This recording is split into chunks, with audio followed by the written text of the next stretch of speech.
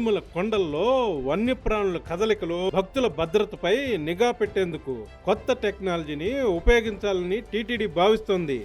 ఇందులో భాగంగా రోబో కుక్కను, అదేనండి రోబో డాగున్లా, దాని పనితీరును అధికారులు పరిశీలిస్తున్నారు.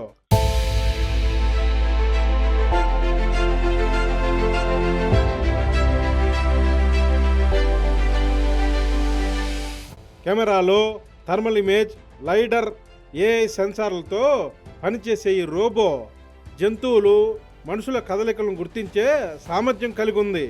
జంతువుల కదలికలను పసిగడుతుంది.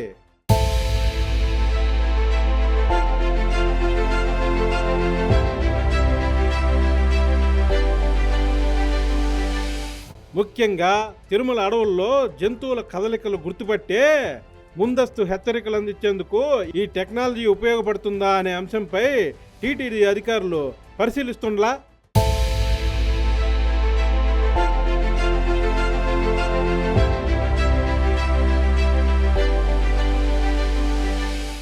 ప్రస్తుతం పద్మావతి అతిథి గృహం వద్ద ఈ రోబో కుక్క పనితీరు పరిశీలించిన అధికారులు అలిపిరి నుంచి తిరుమల ఘాట్ రోడ్ లో కూడా ఈ టెక్నాలజీ ఉపయోగపడుతుందా లేదా అని అధ్యయనం చేస్తుండారు స్వామి.